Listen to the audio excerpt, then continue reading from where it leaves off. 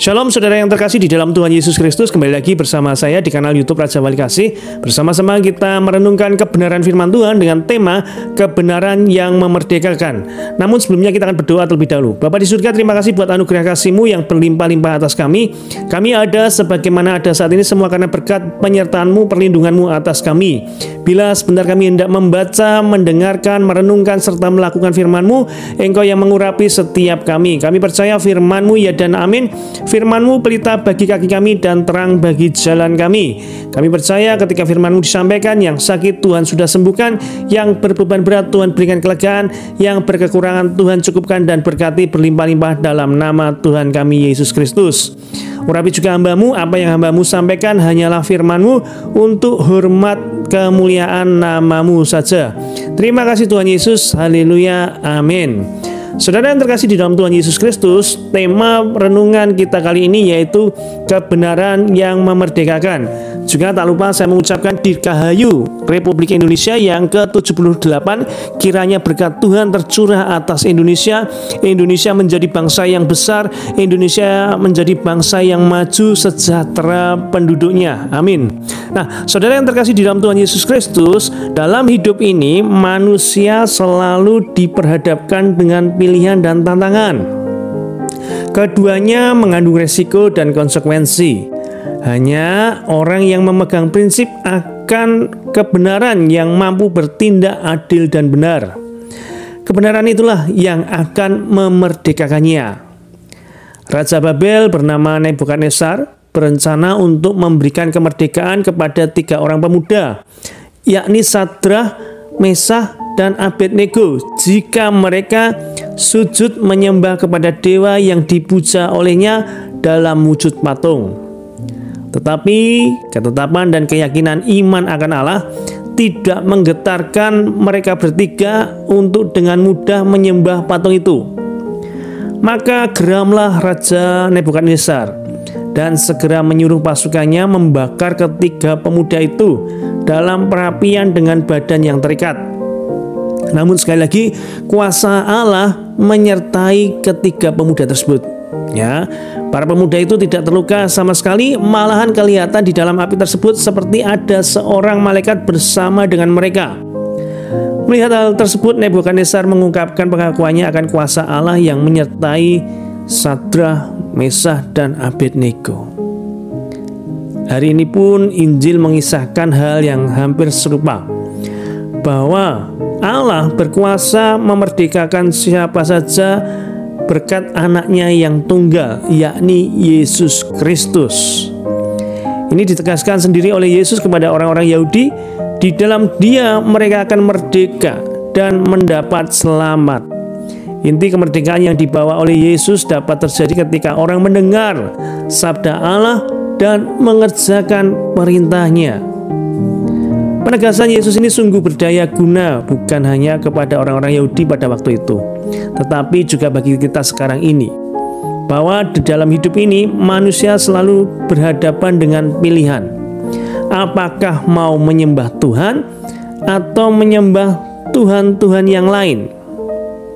Wujudnya bukan hanya patung berhala, tetapi juga dalam bentuk uang, kekuasaan, jabatan, popularitas, hasrat, nafsu yang membuat manusia jatuh dalam dosa.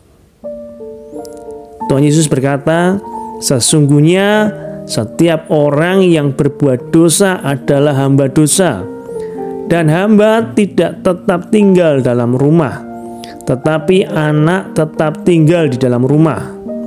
Jadi apabila anak itu memerdekakan kamu, kamu pun benar-benar merdeka. Itulah mengapa Yesus yang keluar dan datang dari Allah dan yang telah diutus oleh Bapa, Dialah yang akan memberikan kemerdekaan.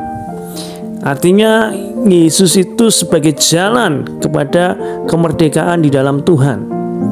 Bagi saudara yang saat ini terbelenggu oleh dosa, terbelenggu oleh ikatan yang itu membuatmu jauh daripada Tuhan, saya berdoa dalam nama Tuhan Yesus, terima Tuhan Yesus dan engkau akan menerima kemerdekaan yang sejati. Hidupmu dipulihkan, engkau beroleh jalan kebenaran di dalam Tuhan Yesus Kristus. Itu makanya Tuhan Yesus datang ke dunia, sebab barang siapa percaya kepadanya akan selamat. Ya, ini kepastian di dalam kemerdekaan Yesus. Adalah suatu panggilan bagi orang beriman untuk berbalik dari dosa menuju kepada kebenaran, yaitu mencari kemerdekaan di dalam Kristus. Hal utama dari segalanya ialah menuruti perintah Yesus. Kita akan baca di dalam Yohanes 8 ayat 32. Sekali lagi di dalam Yohanes 8 ayat 32. Sebelumnya di ayat 31, mohon maaf. Yohanes 8 ayat 31 terlebih dahulu. Maka katanya kepada orang-orang Yahudi yang percaya kepadanya. Demikian kata Tuhan Yesus. Jikalau kamu tetap dalam firman-Ku, kamu benar-benar adalah murid-Ku, dan kamu akan mengetahui kebenaran, dan kebenaran itu akan memerdekakan kamu. Ini Tuhan Yesus sendiri yang ngomong, Tuhan Yesus sendiri yang berfirman bahwa jika kamu tinggal dalam firman Tuhan, mentaati firman-Nya, kamu akan tinggal dalam kebenaran.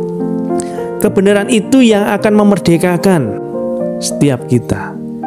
Jadi Yesus datang ke dunia ini untuk membawa kemerdekaan bagi kita. Benar-benar kita dilepaskan, dibebaskan dari kutuk, dan kita diberikan berkat oleh Tuhan Yesus. Nah, ini adalah kesempatan yang baik bagi kita yang selama ini terikat oleh perhambaan dosa, yang selama ini terikat oleh kedagingan. Mari datang kepada Tuhan. Kita mau benar-benar menerima kemerdekaan yang sejati di dalam Tuhan Yesus, dan kita tinggal dalam firman-Nya, sebab dalam firman-Nya kita mengetahui kebenaran, dan kebenaran itu yang akan memerdekakan kita. Saya berdoa bagi saudara yang saat ini tengah dalam pergumulan pun, engkau mengalami kemerdekaan dalam pergumulanmu. Entah itu sakit penyakit, entah itu keuangan, saat ini juga Tuhan sudah memerdekakan di dalam nama Tuhan Yesus. Imani, yakini, dan hidup dalam firman-Nya. Ini adalah kuncinya. Karena ketika kita hidup dalam firman-Nya, kita hidup dalam kebenarannya. Dan ketika kita hidup dalam kebenarannya, kebenaran itu yang memerdekakan kita. Maka kuncinya adalah yang pertama tadi, menerima Tuhan Yesus sebagai Tuhan dan Juru Selamat pribadi. Bagi yang belum dan bagi yang sudah, bisa mengulangi kembali pengakuanmu bahwasanya engkau benar-benar butuh Tuhan Yesus dalam hidupmu.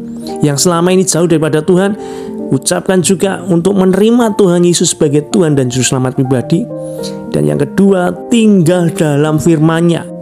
Supaya apa? Kita mengetahui kebenaran, dan kebenaran itu yang akan memerdekakan kita. Tuhan Yesus memberkati. Mari kita sama-sama berdoa. Sekali lagi, bagi saudara yang saat ini ada pergumulan, yuk kita sama-sama berdoa. Bapa di surga, terima kasih buat anugerah kasih-Mu. Kami percaya Engkau Tuhan yang hadir ke dunia ini untuk memberikan kami kemerdekaan yang sejati.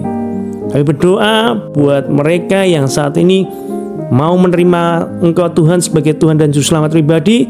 Kami menerima Tuhan Yesus sebagai Juru Selamat pribadi kami yang memimpin, menuntun, menyertai hidup kami sebagai Tuhan dan Juru Selamat pribadi kami. Dan juga kami mengakui segala kesalahan dosa kami Tuhan, untuk kami boleh jalan dalam kebenaran-Mu saja Tuhan, tinggal dalam kebenaran-Mu saja Tuhan.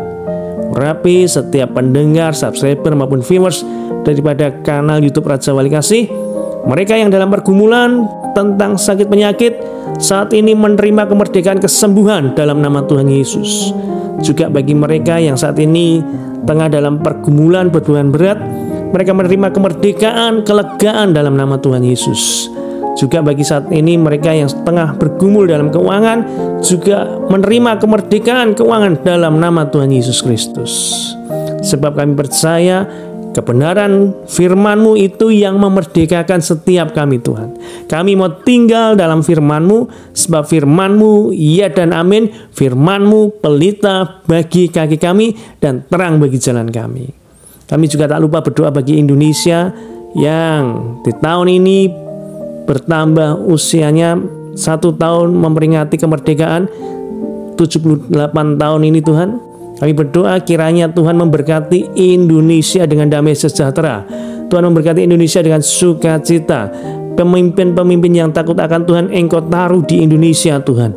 Indonesia menjadi negara yang besar. Indonesia menjadi negara yang maju. Indonesia menjadi negara yang adil dan makmur dan sejahtera penduduknya. Dari Sabang sampai Merauke, kami ucapkan berkat bagi Indonesia. Indonesia di tangan-Mu, Indonesia untuk kemuliaan nama-Mu. Terima kasih Tuhan Yesus, terpujilah nama-Mu kekal selama-lamanya. Dalam nama-Mu kami berdoa dan mengucap syukur. Haleluya, amin.